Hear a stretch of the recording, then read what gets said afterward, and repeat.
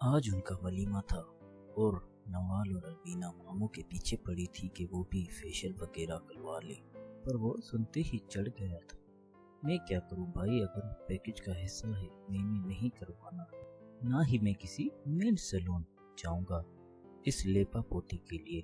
क्या हो गया आजम भाई, बच्चियों ने इतनी मेहनत से अपनी पॉकेट मनी जमा करके तुम्हारे लिए ये बुक किया था वेडिंग गिफ्ट के तौर पर। यास्मीन ने बेटियों की सिफारिश के जिनके मुँह आजम के नाम पर उतर गए थे।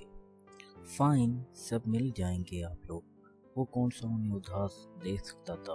अब वो दोनों फिर उसके सर हो गई थी। यास्मीन ने लाड से दिल ही दिल से बलाएं लेते अपने प्यारे भाई को देखा, जो वक्त पड़ने पर उनका साहिबान, उनका दोस्त साथी सब बन गया था। जब दुनिया ने उन्हें जलील किया था तब आजम ने आंख बंद करके उनका साथ दिया था। कितना कम उम्र था वो उस वक्त जब माँ बाप सब यास्मीन को दुनिया के तानों से तंग आकर बुरा भला कह देते, तब आजम अली बहन के आंसू पूछता था। उनकी आंखों में आंसू आ गए थे, तभी वो यहाँ आया था। आपा कसम से चीले हैं ये दोनों, एक बात मानो दूसरा मुतालबा खड़ा हो जाता है। हाय दागे नेर क्यों बहाए जा रहे हैं। वो आई सी आप सोच रहे हैं कि अब वो चुड़ैल सानिया मेरे भाई पर कब्जा कर ले गई। वो अजरा मजाक बोला था तो यास्मीन ने उसके सर पर चपत लगाई थी। आलम से बात हुई थी मेरी, वो अचानक से संजीदा होता हुआ बोला। तुम अब भी उससे राब्ते में हो? वो चौंकी तो उसने अस्पात में सर हिलाया। क्या क्या पूछ रहा था, कहीं वो मेरी बेटियां तो नहीं ले जाएगा। वो घबरा उठी थी। आपा आपा रिलैक्स, मेरी बात सुने, कुछ नहीं करेगा, कोई अडल्ट है वो, दोनों कोई ऐसे नहीं ले जाएगा, ना ले जा सकता है। आप माजी के उस तराने से बाहर आ जाए, रिलैक्स आराम से। वो नूर का शोहर है, नूर उसके पास है, उसने समझाते आखिर में नया बम फोड़ा था। क्या? फिर नूर उससे अलग क्यों थी? सानिया ने तो मुझे बताया था उसके ससुराल ने उसे निकाला था। वो उलझी थी। सानिया खुद कौन सा उन्हें ज्यादा जानती थी। ये आप दोनों मदर टेरेसा की वजह से डाका भी पत्ता था। वो अब खफा हुआ था। नूर कैसी है, अब ठीक तो है ना? वो फिक्रमंदी से पूछ रही थी। हाँ, कह तो यही रही थी, वो तसल्ली देता बोला था। आप कर लीजिएगा बात किसी दिन, फिलहाल तैयार हो जाए, हमें लेट हो रहा है। वो कहता बाहर चाबी उठाकर चल दिया था। यास्मीन को नूर याद आई, अल्लाह उस पर रहम करना। वो दुआ करती अपने कमरे में चलती थी। वाह, दुनिया को लग रहा है मैं जालिम हूँ। तुम्हारे सो कॉल्ड आजम भाई को लगा तुम हब्स भेजा। मैं हूँ कितनी तेज होना।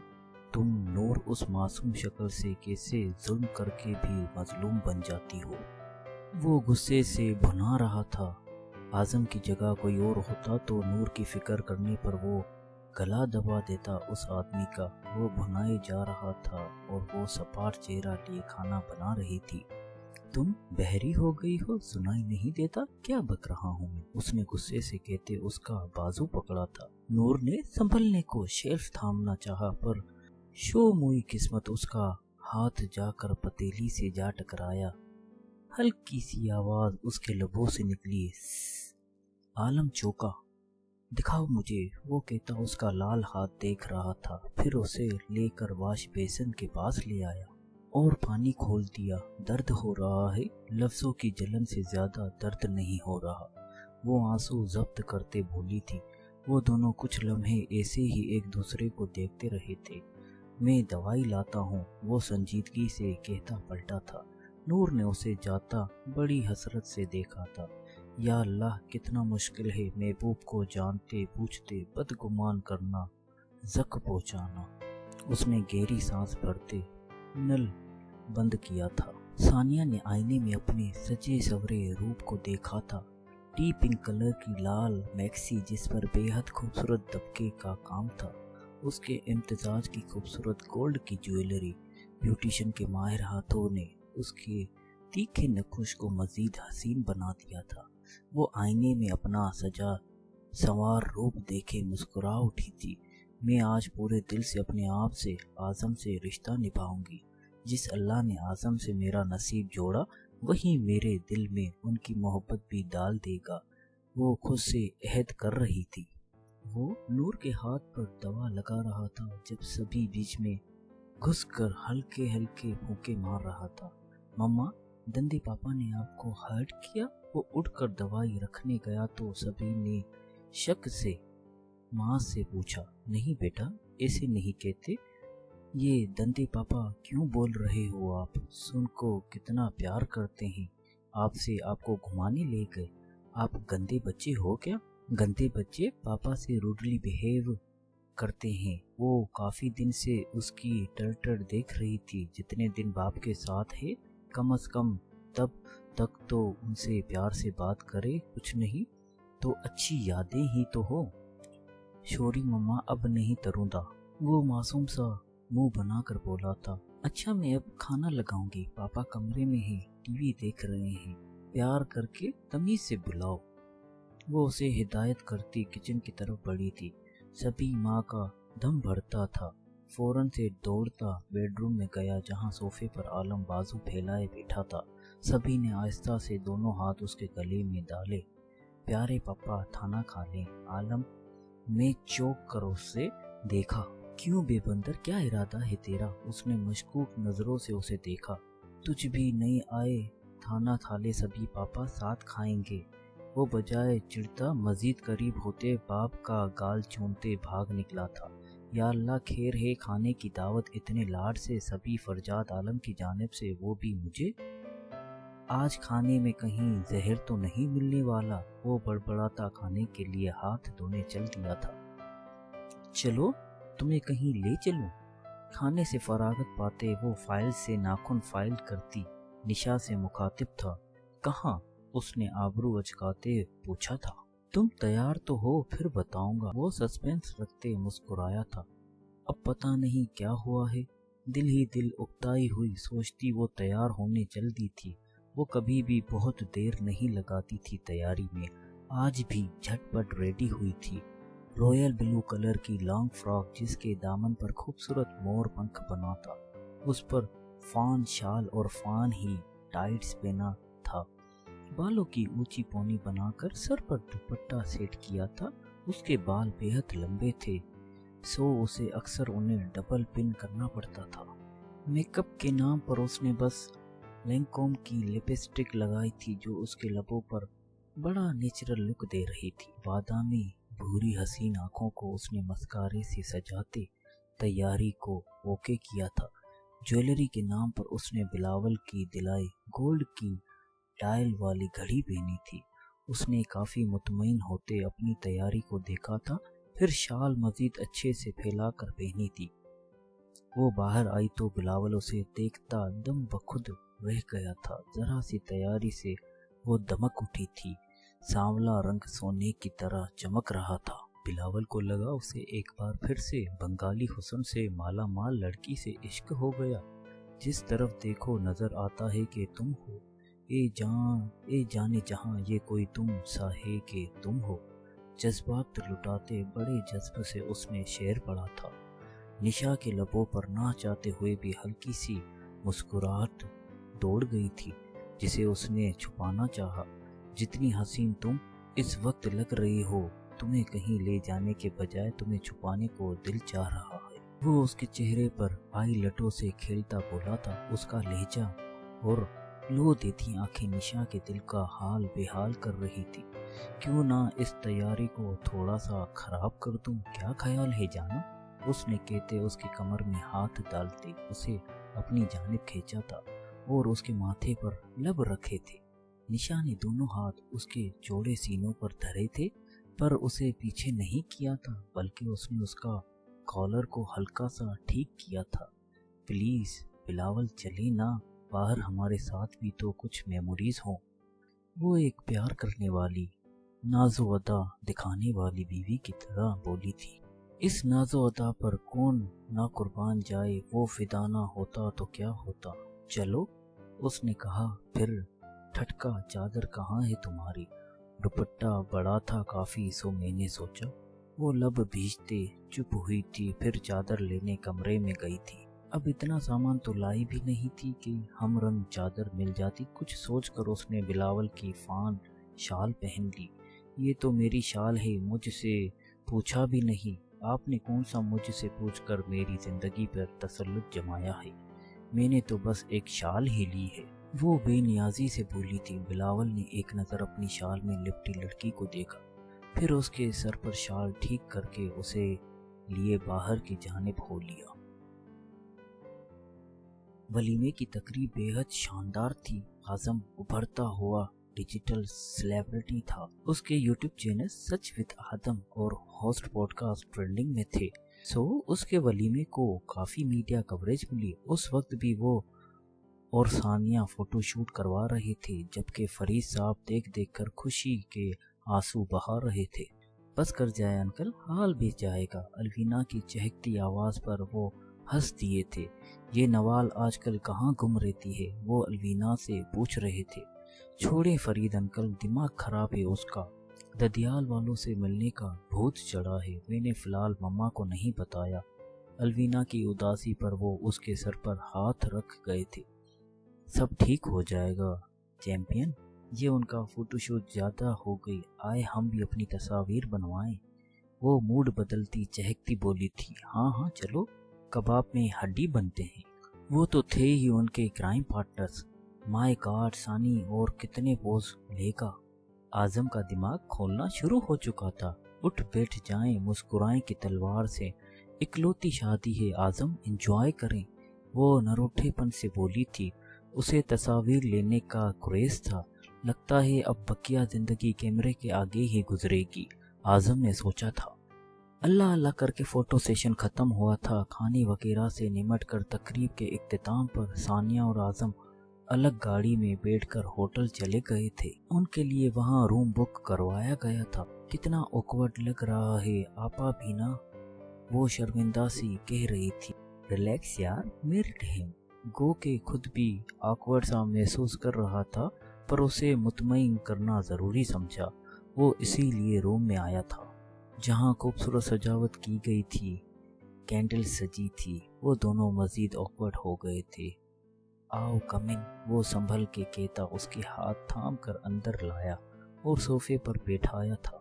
मैं चेंज कर लूं? बल्कि तुम जाना चाहती हो पहले तो चली जाओ। आप जब चली जाएं, वो बमुश्किल मुस्कुराई थी। वो भी अजीब सी खसियानी सी मुस्कुराहट के साथ बाथरूम की तरफ बढ़ा था। उनके कपड़ों का इंतजाम पहले से ही हो गया था। वो तो बाथरूम में था। सोनिया ने उठकर कमरे की सजावट देखनी शुरू की। फिर कुछ ख्याल आने पर पर्स से नन्हा सा शीशा निकालकर मेकअप चेक किया।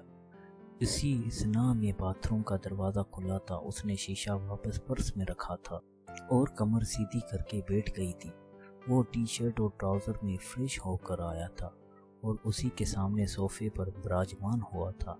अब क्या करें? क्या बैठा देखता रहूं या कुछ कहूं? पहले रोमांटिक हुआ था तो अब्बा को याद करके रो पड़ी थी। अब नई नवेली बीवी को कौन कमबख्त रुला सकता है? नो कंट्रोल आजम, सब्र करो सब्र। वो फिर उसकी जानिब देखता मुस्कुराया था। उसने हाथ बढ़ाकर सानिया का नाजुक कोमल हाथ थामा था। तुम्हारे हाथ बहुत खूबसूरत हैं सानी, वो बोला तो वो शर्मगी मुस्कान होठों पर ले आई थी। पर तुमसे ज्यादा हरगिज नहीं, वो आगे बोला था। बस रहम करना, अभी अब्बा को ना याद करने लगना। थैंक्स फॉर दी कॉम्प्लीमेंट, वो मुस्कुराई थी।